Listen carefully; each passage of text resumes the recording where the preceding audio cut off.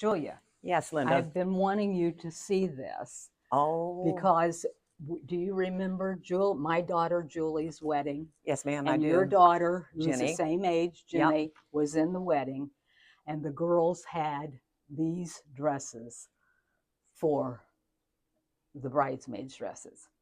Absolutely. It looks just And like it. look at the picture. Oh, Linda, look Yeah. at that. Look at that. So this is trompe l'oeil, like I've never seen trompe l'oeil. It's amazing. And look at the framework here. This is all plywood. That's plywood. But it has all the buds of a forthcoming blossom on a tree. Yeah. And look or a pussy willow, I think. A pussy willow. I think it Yeah. looks like a magnolia ready to open. Oh, do you? You know, the starlight Okay. magnolia, which Well, the blossoms you're the come. expert on No, plants. the blossoms come and the leaves show up later.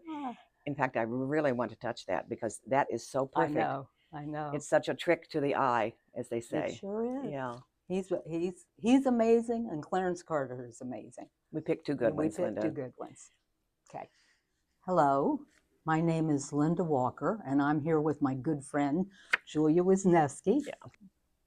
We have been patrons of the museum since the inception, which was 1979, and that makes 46 years, Julia. Oh. 46 years. Long time, long time. Patron's an old word, too. We have been asked to go through the vault at the museum and pick out an artist that we are particularly fond of and tell why we like their art. So I selected Ron Isaacs, and he is from Kentucky. He was an art instructor at Eastern Kentucky University for 30 plus years. And he developed a brilliant technique to combine painting and sculpture. And I'm going to go through the process of what he does. And he begins with a piece of birch plywood, and he adds layers of wood using carpenter's glue until he gets the thickness that he desires. And then after it dries, he uses a sander to sculpt and mold the plywood. And he says he is not a wood carver, he is a wood sculptor. So he finishes with acrylic paint, and he does the art concept of trompe l'oeil, which is a French word meaning to fool the eye, and he does fool the eye.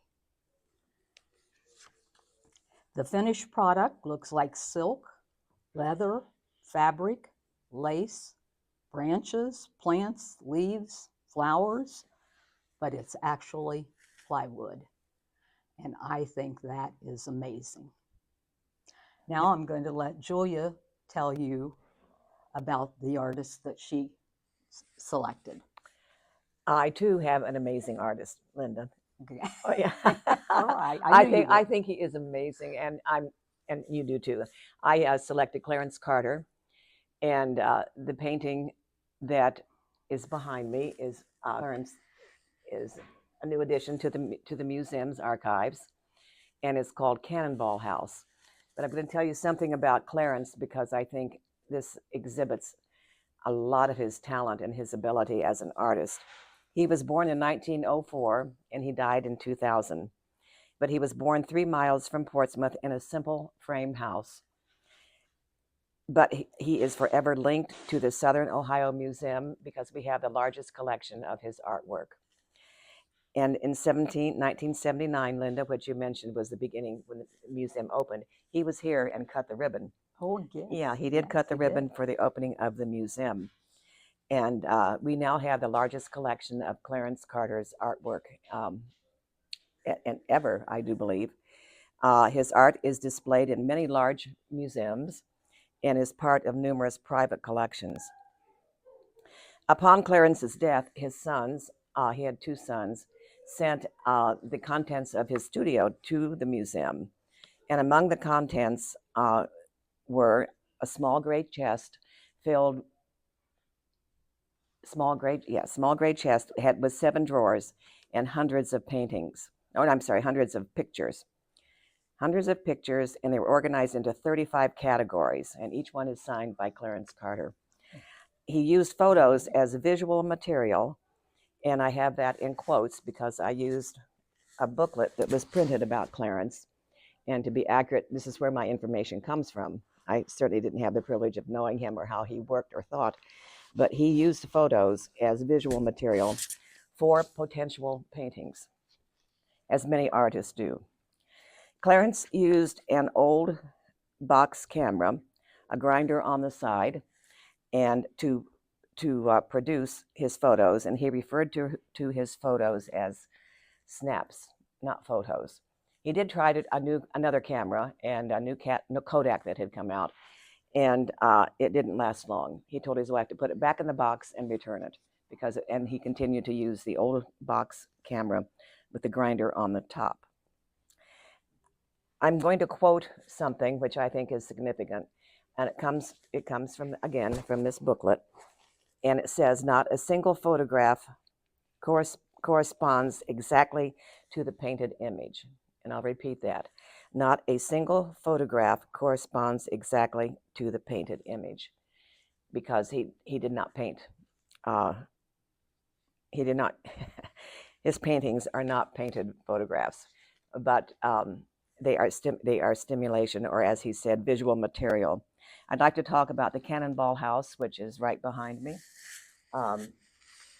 This is a new addition to the museum's archives, and the gentleman that bought the painting did talk with Clarence, and Clarence told him that he was driving around and going through a community. Didn't tell him where it was, but he said he was driving around and saw the cannonball stuck in the wall. And now keep in mind, we don't know where this is, but if you look at the detail in the window, you can pretty well put together where he was in our country, because there is a Confederate flag, a candle maker, and a shotgun. Now, isn't that amazing? All 3 of those items are put there, and you can see them with a great clarity. And it's as if he is painting layers. And he's using watercolor, which is the most difficult, I think, media to work with, because you can't correct it. You have to just start all over again. So look behind the curtain, and you will see the back of a settee. And I didn't look it up, so I meant to, but I would guess this is about in the Victorian era, which is in the beginning of the 1900s, where furniture was designed with the curved back and the unpleasant seats to sit on.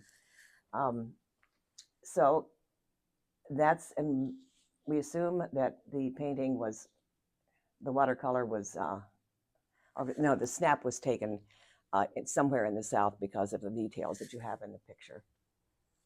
He is an excellent, excellent artist. You look at the brick and you think, how could he do that? Then you look at the mortar and you think, whoa, isn't that amazing? You see every little line and every little detail. It's as if he crammed it in with a child's coloring book, but it is not, obviously. So we have the largest collection here, and Linda and I invite you to come down and see the collection that the Southern Ohio Museum does have. Thank you. Bingo.